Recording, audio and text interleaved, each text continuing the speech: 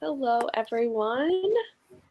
Sorry we're a couple minutes late, but we're happy to be here and discuss Empire of Sand with you guys.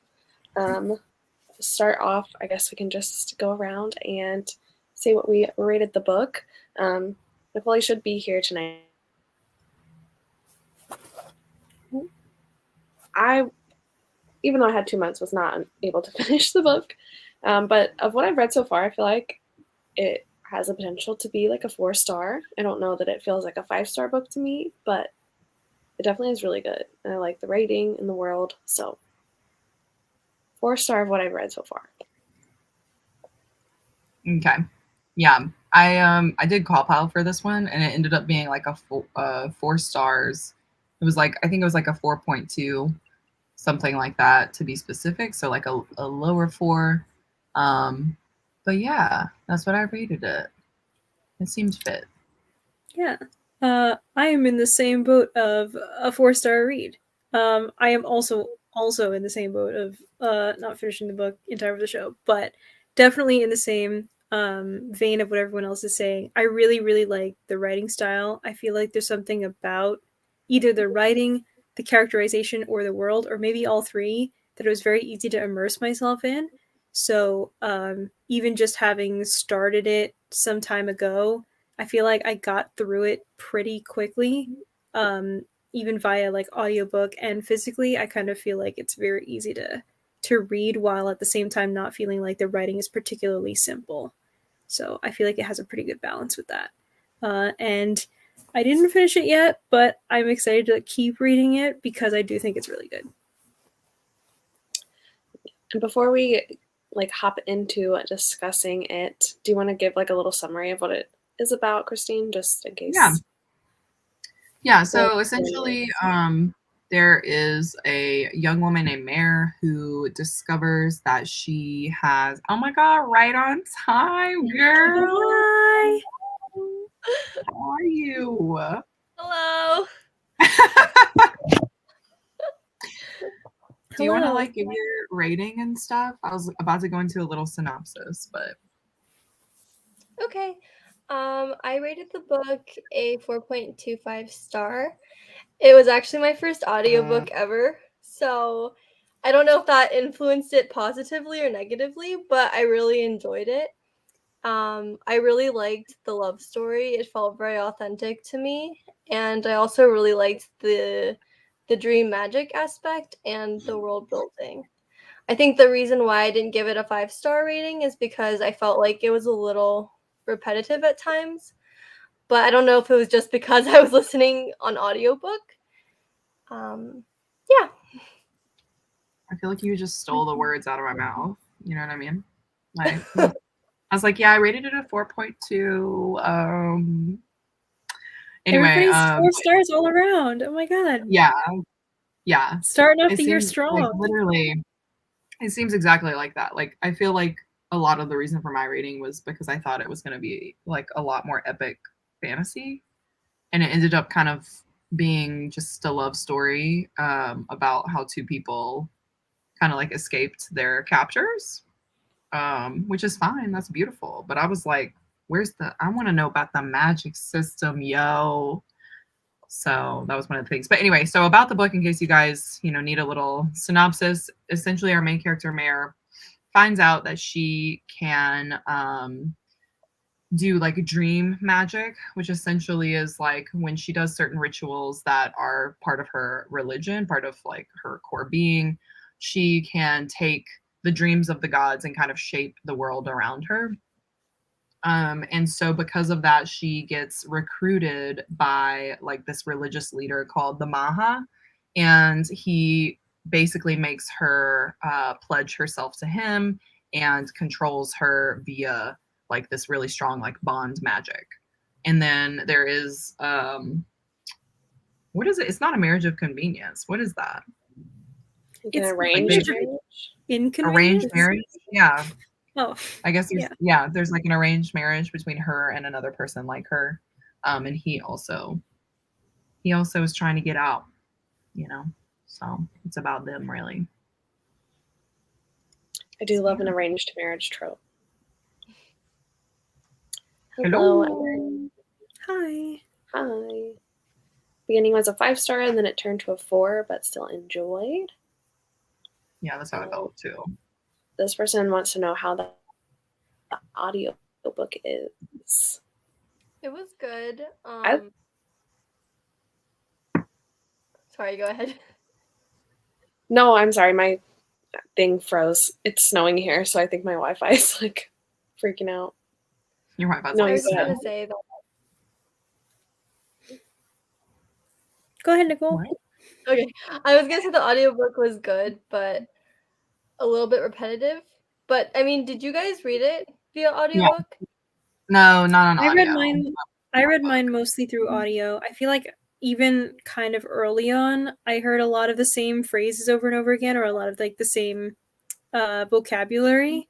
So I feel like there was like a bit of repetition. I don't usually mind that too much when I'm listening by audio because I'm the type of person who like listens while I do stuff. So I need repetition to be like, what's going on? I know what's going on. Okay, good. But I think like the longer an audiobook is, because this one's like 16 hours, the more that can become grating. And I think if the book goes on much longer and just continues to repeat over and over again, it's very easy to start losing focus. So that is something that you might want to be a little bit wary of. But in terms of like pronunciation and performance, I feel like it was a very good book by audio. I would agree. I listened to the audiobook a little bit. I read most of it physically, but I listened a little bit, and I really liked the narrator. It's nice too to like hear them pronounce the unfamiliar words and names so that I have a better idea of like how you actually say them.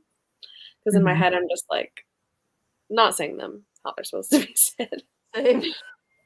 Wait, is her name Mare? I was trying to figure out because I didn't listen to It the was audio. Meher. Oh, The Mare. audiobook pronounced the H. Mare.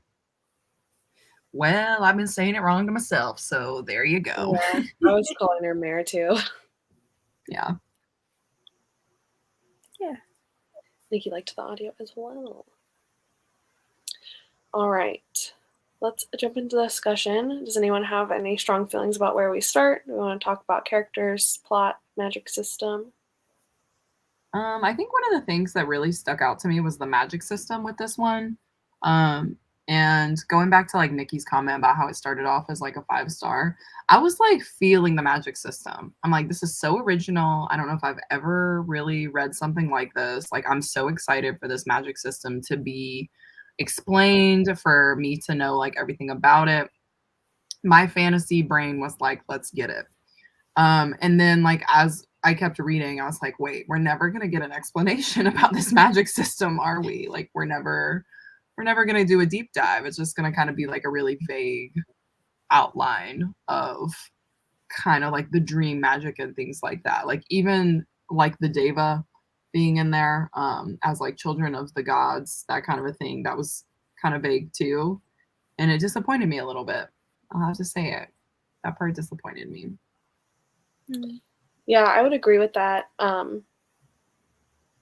I definitely wanted to know more about like where the magic originated and why certain people like Mare were able to do the dream magic, and like yeah, it would have been nice to have more of an explanation, some kind of like grounding in the world of where the magic comes from and why it is the way it is. I thought the Deva were super interesting too, and kind of difficult to like understand what they were. Like I get that they were spirits and stuff, but like where they came from and what exactly they were, I still feel like I didn't really get a good grasp Like of grasp on it. that. Yeah, I think this was definitely a fantasy where like you kind of have to know what a Deva is before going into it to kind of grasp like what it is, because otherwise from the description you're just going to be like, all right, it's like a ghost demon sort of Yeah. that can like do magic. Nicole, you look like you want to say something. Yeah, I was gonna say, I don't know if like, because Christine, you finished the book too, right? I think like the Diva were explained a little bit more towards like the very end, which I feel like would be better explained near the beginning, because Right. I just thought it was a bird spirit. Like I didn't really know like what they were. But I think like the Diva are like descendants of like the great creator, And so then the Amrithi people are the children of the Daiva and the Amrithi, or something like that.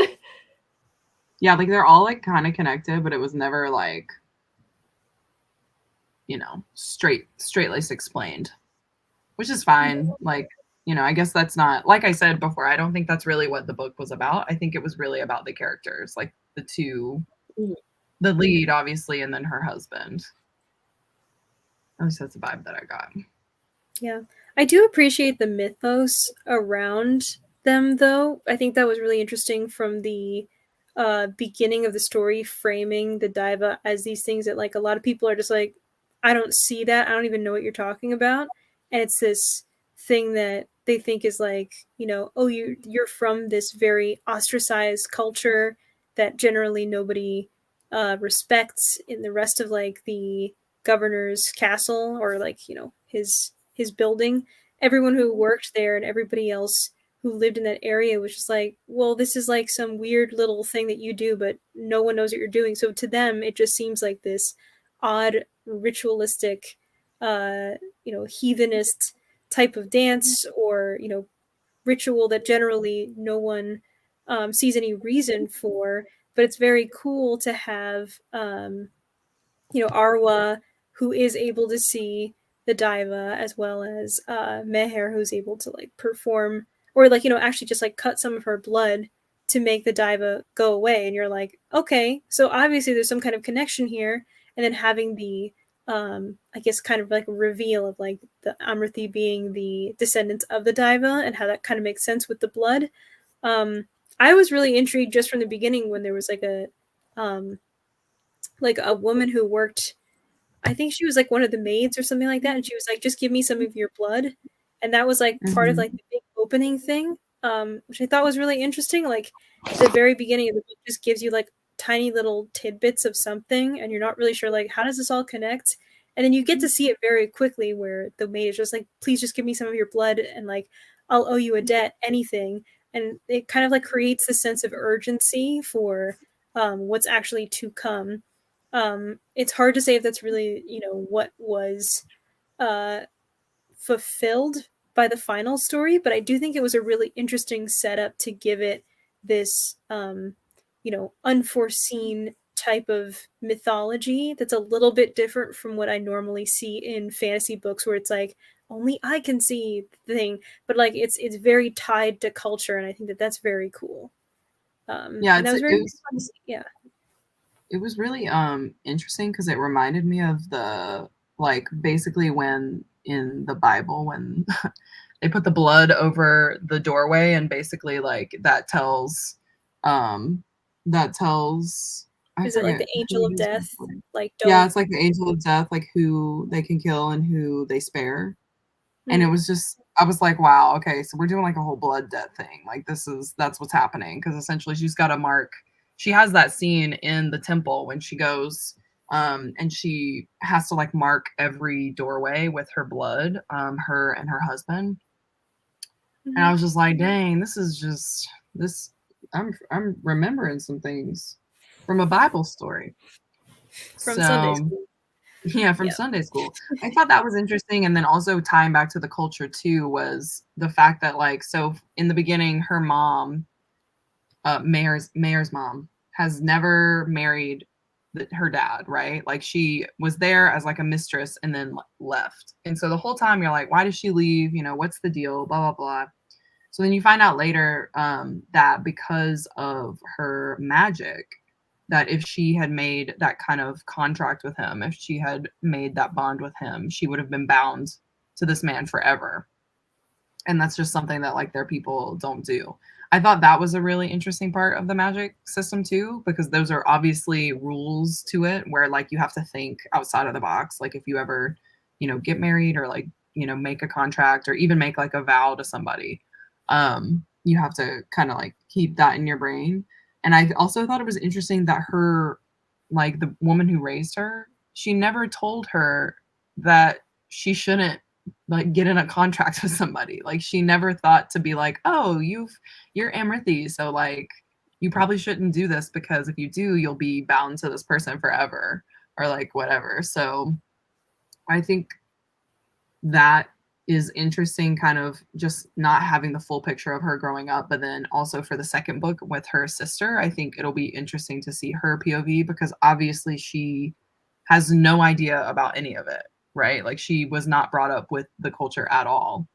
And she's going to grow up completely in the dark and under the gaze of the stepmother, who very much is like, you know, I am going to raise you as an Amban woman who doesn't know anything about this other side of you, which has only brought you, I don't know, like misbehavior or something like that, just because the stepmother so deeply disliked Meher, but for some reason felt like Arwa is young enough that she can forget Meher and the entire other side of her culture and the other, like her mother's side of everything, in order to raise her more so in the image that I just saw her name and I forgot that the stepmother wants. I forgot. It starts with an M. Miriam, yes. We totally just talked about it and I forgot. Yes, Miriam. And I thought that was like kind of an interesting take on like, I mean, not to compare everything to sort of like the same fairy tales that everybody sees, but I think kind of like the typical stepmother trope of like, here's this bad person who just hates you, or for whatever it is. But I liked that it was somewhat set up. This, I guess, is a bit away from the magic, but it was still set up with, you know, reasoning, and it still comes back to Meher's mother and the relationship of being the official wife but unable to bear children, and being in that particular position. I think in terms of having to, you know, generally make a marriage contract with someone, there's an expectation to provide children to them in that position of power, that like you're marrying into a powerful household and you're supposed to carry on the line. So she probably had you know, the pressure and responsibility that she grew with, that she's going to pass on to Arwa. And that means that Arwa is probably bound to make a contract with someone, which will have negative adverse effects for her. But I really, like, you know, totally on the same page with you. I really loved the idea of like the contract seal that she got. Like she got that, you know, disc, and it has her family's, like, you know, all the past people's names on it. And just getting this in, like, you are allowed one contract. This is the one decision that you can make, and no one can take it away from you. And I thought that that was actually like incredibly empowering and powerful to be able to give this to any person. And that even for her, where she's like, I acknowledge that I have this, you know, a high amount of privilege. I'm living inside of, you know, the governor's house, and I'm protected and shielded from all of these other things. But at the same time, I'm now forced to leave here and make a choice. She is still like, you know, it is my right to make this decision next. I was a little bit like kind of dicey about the whole situation of like, are you sure this is the right move? Because I feel like the first person who's just like, marry me, and you're like, yeah, okay, is maybe not like the best particular move, but she was very much in the position of like, if I don't do this, probably everybody is going to die here. And I think that really like drives the plot forward, and still allows her to like make her choice, but it does it in a very interesting way. It's hard to describe this in a way that's not just interesting, but it was a choice. It was very much a choice. Yeah, I like seeing that her dad was ready to just toss it all into the fire for her, you know? Yeah. He was like, oh, we can tell them F you. And as we do that, the whole city will burn, but like you won't have to marry him, you know? Yeah. So I thought that was cool, because surprised by that because of the way the book starts and the way Meher is treated and kind of like ostracized within her own household. I kind of expected her father to be more under like Miriam's thumb and not to be like the best dad. I don't know.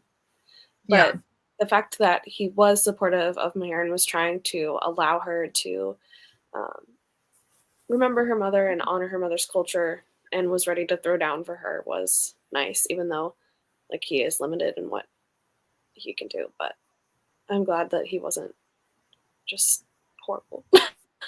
Yeah, I'm glad he wasn't as much of like a pushover as I thought he would be, because I really thought it was the same thing. Like I really thought Miriam was gonna like be the one to call the shots. But I feel like that does tie back to like your cultural roots of like this is like something that's baked into what's expected of the Amban women, that this is something that you get to do. So, you know, regardless of anything, even if it meant the wrath of the Maha, it was like, this is how it is. Like it's this or not. And that was very refreshing to see and very unusual. So I totally agree with you. Yeah.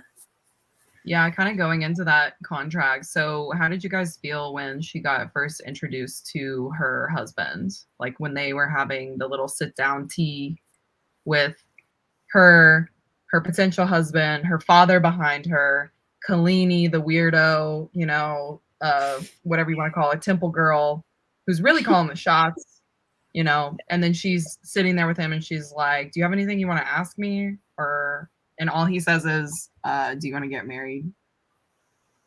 I was like, is this the man that she has to run from? Because he's not giving good energy. Like, I don't know. He's giving like something happened to me and I've been hurt before energy.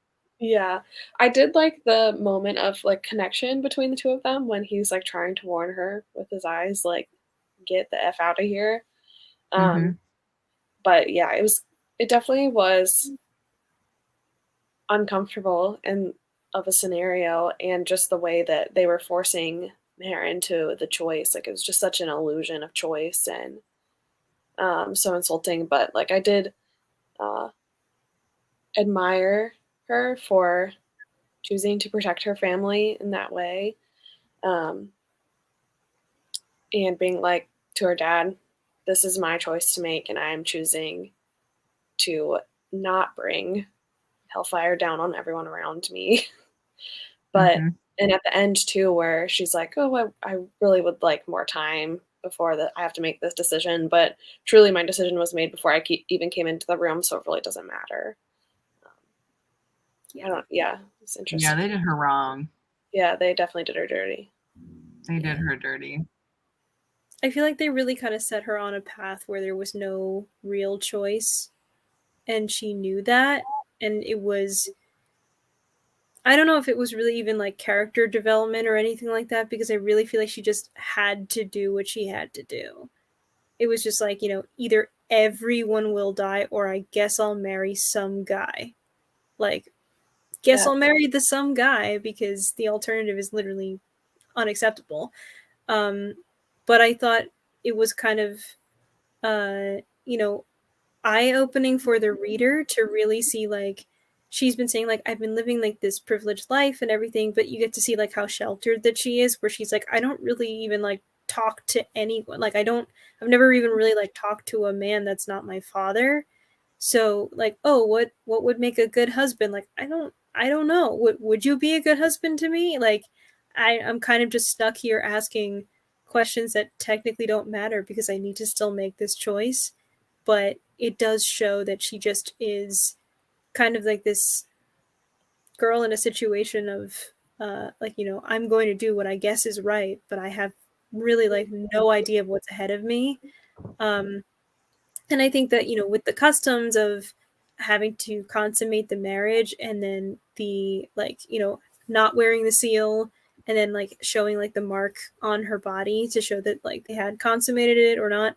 And then the sort of thing that they have together where they, I guess now we're sort of getting into spoilery territory, but like, you know, the discussion that they have of like, you know, hey, I'm not going to actually go through with this whole marriage thing. And she kind of realizes like, we are married, but like it's a bit of a sham on top of everything else, was another one of those moments where you kind of like see that whole thing come full circle from that first marriage discussion where they're like, should we marry each other? And then after the marriage ceremony and her being like, oh my God, I've made an awful mistake.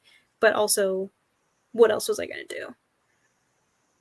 Yeah, so this is an interesting part that I really wanted to talk about with everybody. And that was the, I guess, like consent of them like consummating their marriage.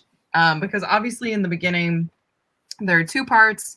You know, they give each other their little discs that have their whole family lineage. And that, you know, puts the mark on each other. But then also to like bond them to each other fully, You know, they got to get down and dirty in the sheets.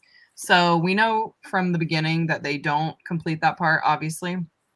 But that comes in later on after the Maha kind of learns of her betrayal and also her husband's betrayal.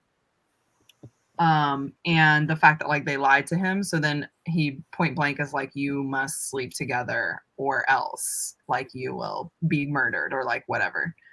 So I did want to kind of like discuss this and see like how you guys felt about the consent in that scene.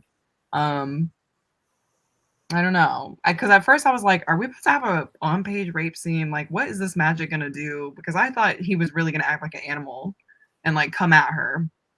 But thank God it wasn't like that. It was fine. But I don't know. How did you guys feel? It was not the diviners. But no. Oh my God. Yeah, no. I forgot that man did that. He was really crazy. That was not okay. He was really crazy in the diviners. No. I feel like it again is kind of like another illusion of choice thing, but like to a very like in a very different way. It kind of still puts Meher in a position where she's like, I guess I'll choose to do this because the alternative is worse.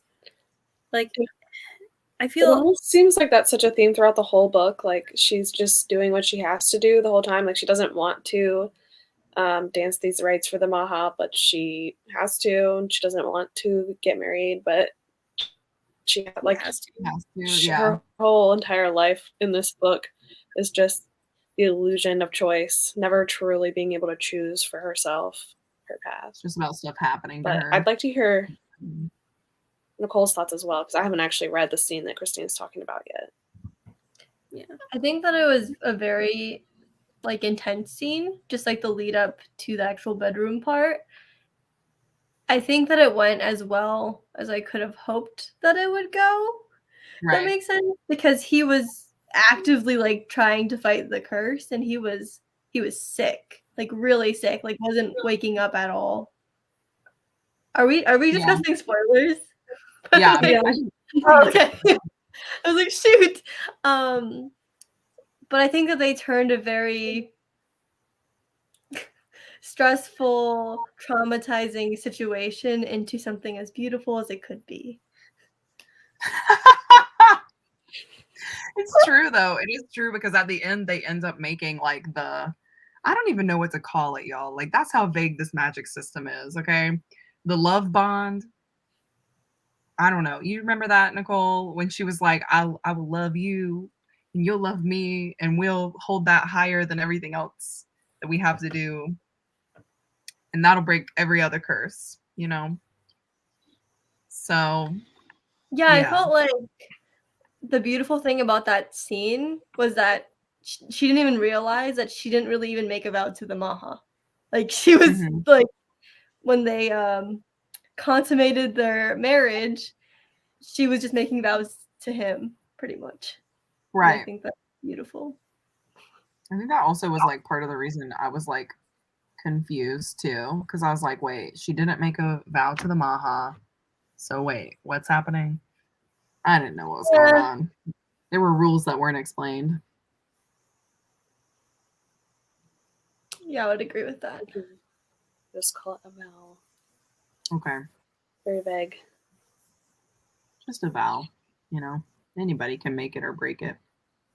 What I did notice is that there were the random chapters in the book that were like the side characters. So you've got like, I forget what his name is, maybe Kamal or something. He was like with the Emrithi people.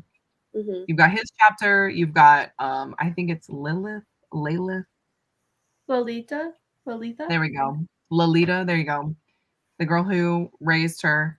And then Lalita, I think they say in the books. Lalita. Yeah, there you go. Her and him. And I appreciated those chapters, but also they were so random and like kind of like a one-off essentially that I was like, wait, I feel like we could have just taken it from Meher's POV and just been good. But that kind of goes in with like the pacing, I think the pacing for it was really good in the beginning, and then literally 100 pages out. I did like a vlog check-in and I was like, I have 100 pages and like nothing serious has happened. So I'm assuming everything is going to be crammed into these like last 100 pages, I think. And then that's basically what happened. So I think the pacing in the end of the book is really wild. Yeah, the like one-off chapters of those characters were interesting. Like we did learn something about the world or the magic system in each one, but I agree, I don't really think that they were necessary. I don't know that they necessarily slowed the pacing down for me, but I do think that it is definitely kind of slow for the first 300 pages. Yeah, I think it was like 320. Yeah. And then I was like, whoa, everything is happening. What's going on? Strap in. Mm-hmm. The most heartbreaking part, I think, was the betrayal scene. It was like right before they consummated the marriage. And it was essentially she had told her like friend on the compound, that's just what I'm going to call it, I guess, friend in the temple.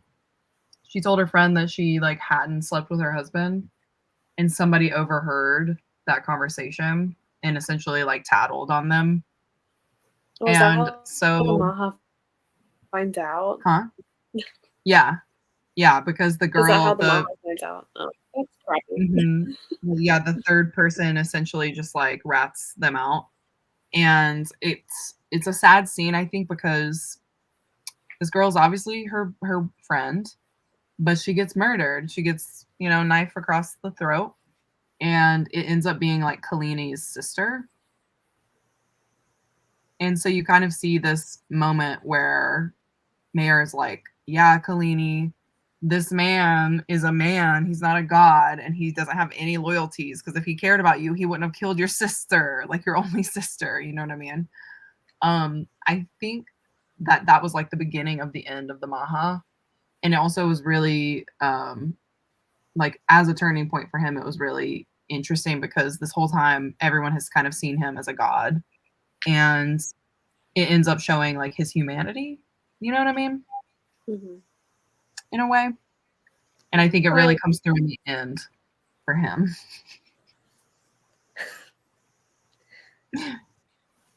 Which makes me wonder, okay, like what was your opinion, Christine, on Kalini?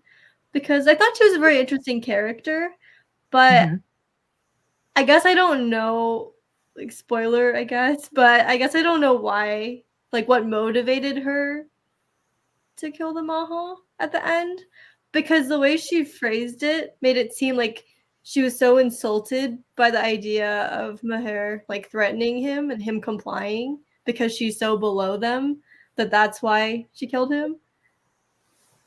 But like, was it because of that or because of revenge?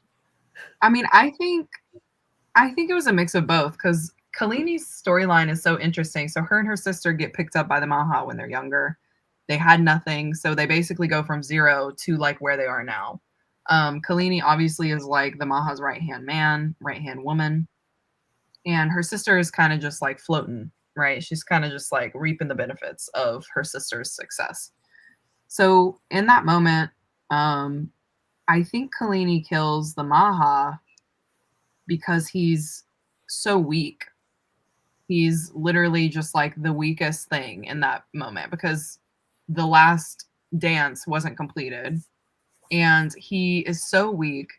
Yeah, she said, let the world burn. He's so weak that he's willing to barter with this like, lowborn Amrithy girl, as she would like see, like she would say. And Kalini almost does like a mercy kill, it would seem. Yeah. Because she's like, no, you're not going to subject yourself to like this. But I also think it was like, after everything we've been through together, like you literally killed my sister because of this girl. Like, I'm not going to let this girl win, is kind of how I saw it. Because she was like, we did all of this. You're supposed to be a god. And like, if you can't be a god, like, I'll just kill you myself. Like, I'll put you out of your misery. And I think in that moment too, like Kalini doesn't have a lot to live for. because her sister is dead. Like, her sister is dead, and the man that she thought was a god is no longer a god. She's literally seeing him become decrepit, become like a little raisin, you know? So I think she's got like so many emotions going on there. Like, she's got so much motivating her, and she's just fucking angry. Like, she's incredibly just like ready to kill somebody, you know? Yeah. And so I do think that that's like part of the reason why she kills him, but also like I think that part is going to set up for her to come back in the second book to be like the bad guy, you know, because she's like, well, if the Maha couldn't do it, like I'll figure out a way to do it. But yeah, I'll be quiet so we can let's look at this comment. What they saying? She finally saw the Maha as a human and not a god, and didn't really care what would happen to the world if he died. Yeah. So basically, very similar to what you were saying. Yeah. I think Kalani also knew what would happen if Mahara didn't do the rites, because the rites weren't just for the Maha; they were to keep the world in balance. Right. Yeah. Kalani was ready to just set fire, you know, to the world, as she said. So, which makes sense, you know. I was just looking for the scene where this happens, which is on my copy, page 397. And this is when the Maha says, Barin says, Maha, our brothers and sisters are dying. I hear them, I fear for them. Please give me leave to assist them. And the Maha says, no. You stay here and protect me. I am your master. I am the reason the empire stands. You stay. And Kalini had bowed her head. She raised it then, looking up at the Maha, and Meher sees Kalini touch the Maha's wrist with her fingertips, which is very much like just feeling like, oh, this guy has a pulse, just like me. He's just a human. Yeah. And she says, Maha, are you in pain? Do you suffer? And he says, when the storm proceeds as it should, my pain will ease. Everything will be as it should be. I am not an old man yet. And then the line of like, no, Maha, you will never be old. And then like, man, what a way to write that scene. But it's like, you know, kind of a, like it's such a good way of like building the tension and leading up to that scene, because I think there's like enough shock in it that you and Meher and like the people watching this are surprised, but it still kind of fits into place and makes sense. I think that's something like I'm coming to appreciate in books more, is that it's something I can look back on and go, oh, I guess that does make sense, but it's not something I see coming from like a million miles away. And so it allows me to feel the same things that the characters are feeling as well in that moment. And I think that like those subtle little cues of like, you know, touching the wrist and then like still holding on to it when she pulls out the scimitar and kills him is like, you know, somewhat like the symbol of why she does what she does. And it's exactly the same thing that she like says, like, he wasn't a god any longer. And like immediately after we kind of get like some of the explanation of like, how could you, sister? I'm not your sister. I had a sister. She died for no less than a god. Now that will never change. And you know, none of it matters any longer.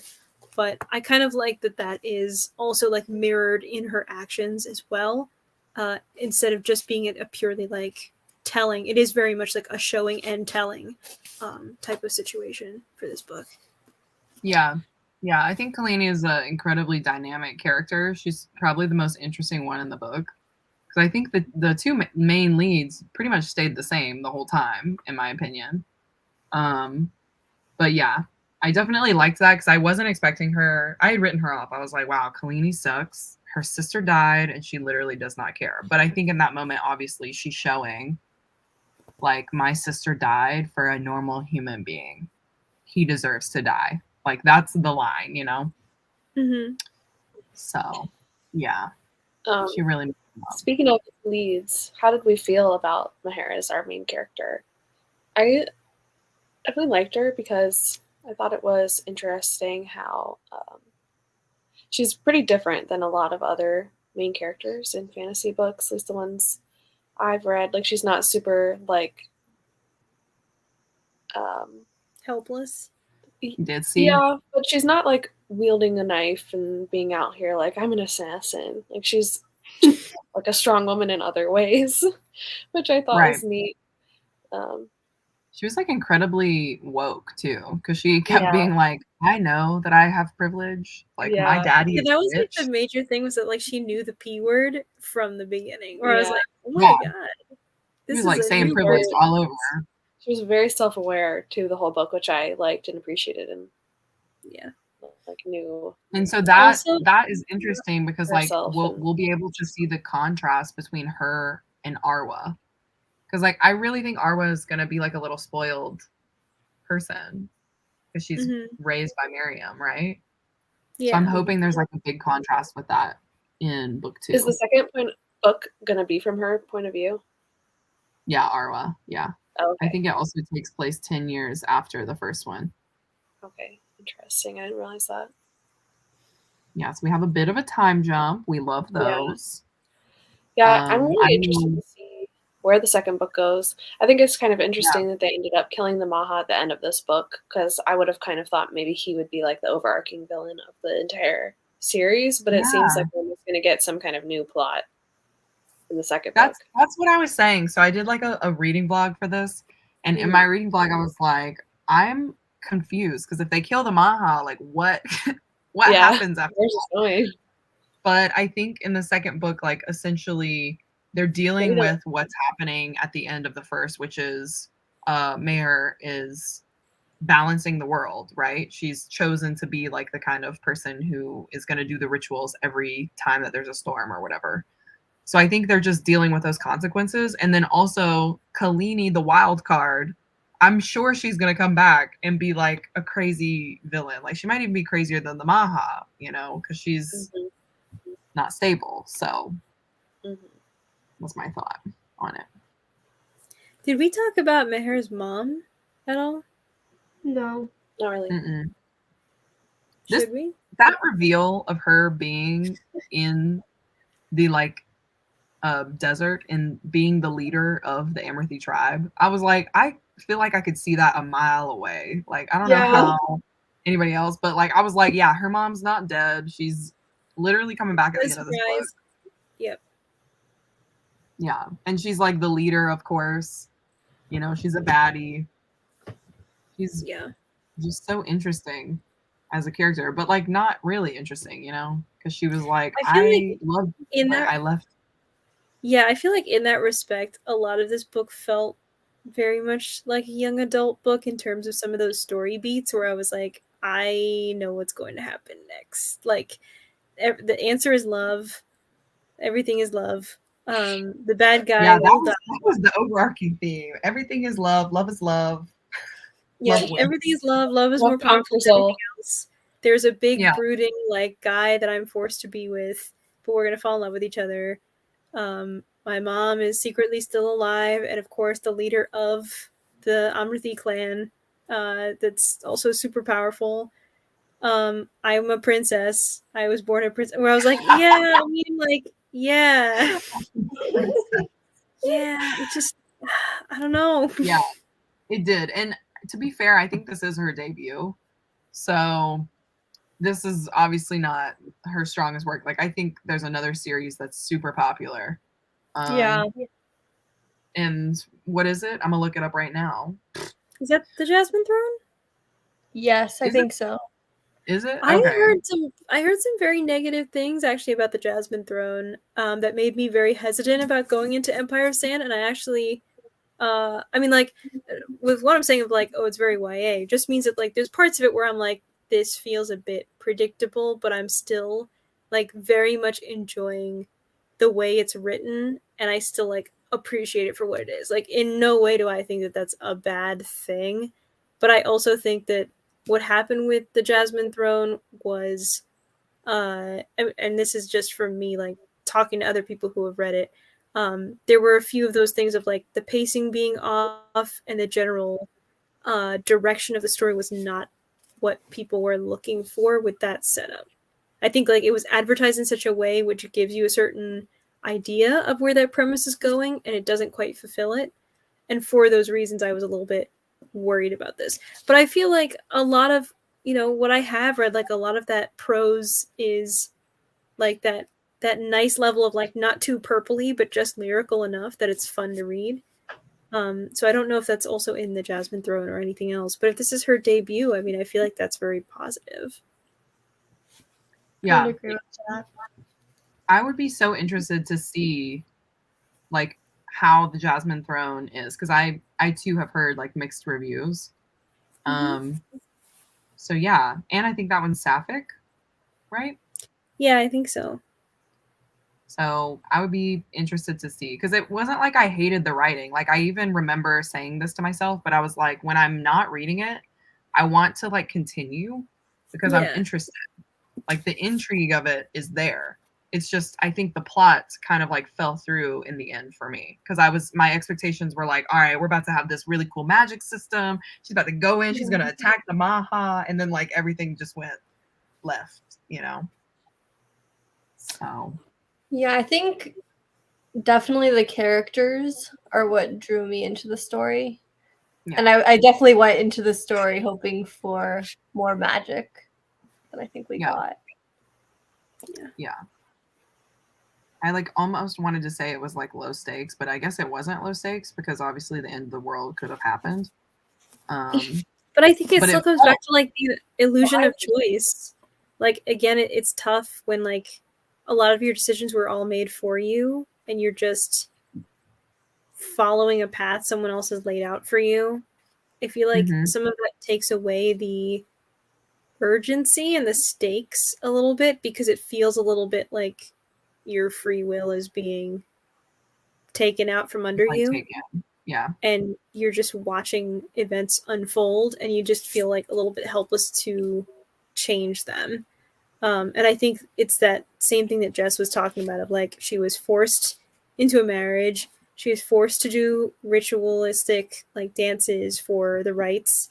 She's forced to basically consummate the marriage, kind of. And then like by the end of things, the only choice she gets to make is like, we're gonna make you Diva Queen, and she's like, no. Like that's it. So I don't think I'm gonna do that. Yeah.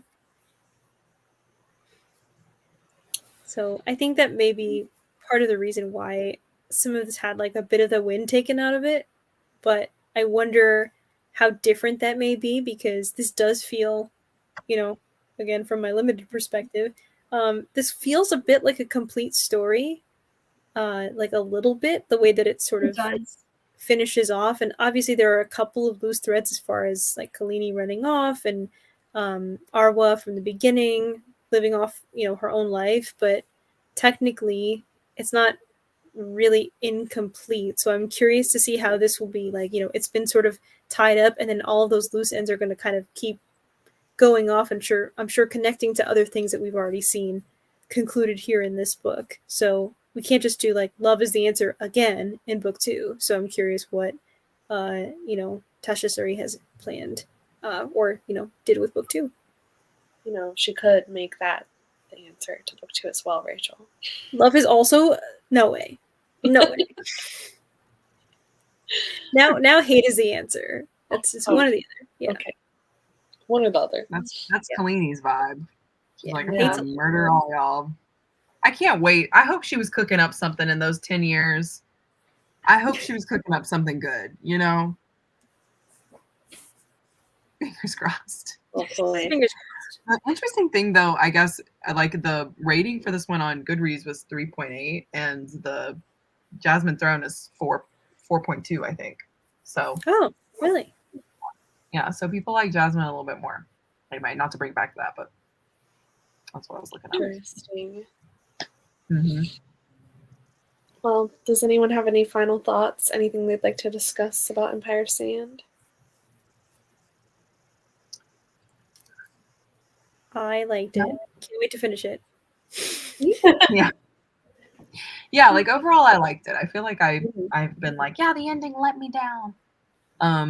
But I think overall I did like it. And I am excited to see what happens in the second book. And I'm a second book champion. Like I usually like the second book in series, so everybody has said this one is not as good, and I'm like, but what if for me it is? Nikki Really? said the second one has a higher rating. Oh, it does? Oh, interesting. Oh, I do think it will be oh. interesting to see what Arwa has been up to. Yeah. Yeah. Her and Yeah, I'm like, her what has she been doing? reunite. She hasn't learned anything. I'm feeling like she's gonna have to learn how to do all the magic and stuff. Yeah, that's the thing. Like, I wonder if she even has magic. Yeah. Like, what if she's normal? Huh? Yeah. What if Okay, wait.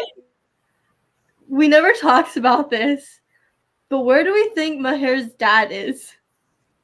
Because he's not. He's let go. He's not in charge anymore. Where did he go? Is he with Arwa? I thought he. Wait, did he get fired?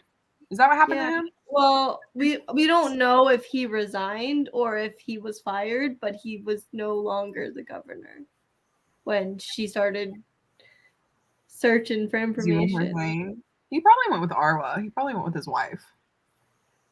Like with Miriam, I'm assuming. Maybe he died. No, don't say that. In the 10 years, he might have. In the 10 years, he might have. You know, maybe that's what brings the sisters together. They travel for a funeral. Mhm. Who knows? Maybe. I don't know. I would if he's alive, I would assume he's with Miriam and Arwa. Yeah. But like that wouldn't affect Arwa knowing any of the magic because obviously he's just a normal Joe Blow. So, Yeah. Well, we will find out in Realm of Ash, the next book.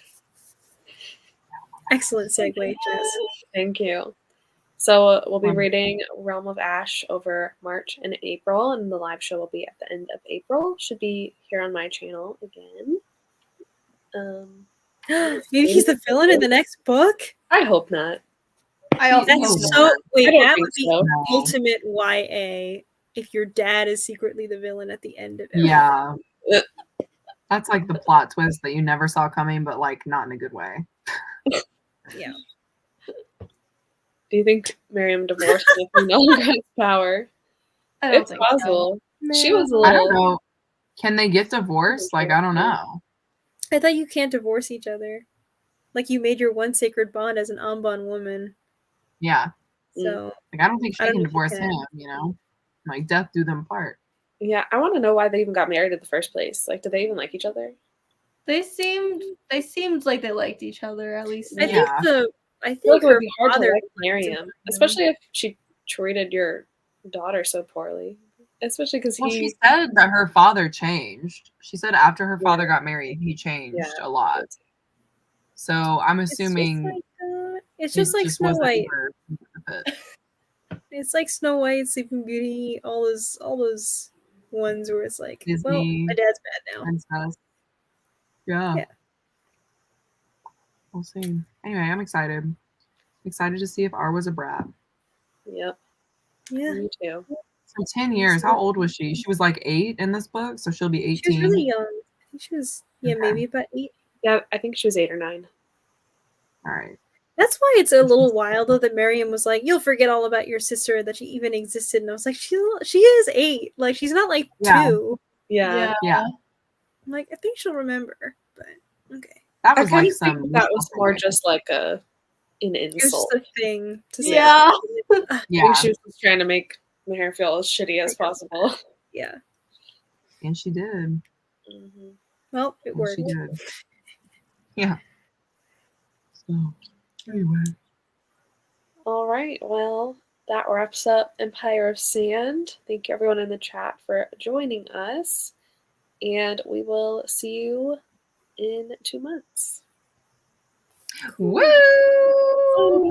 Bye. Bye. Later. See ya.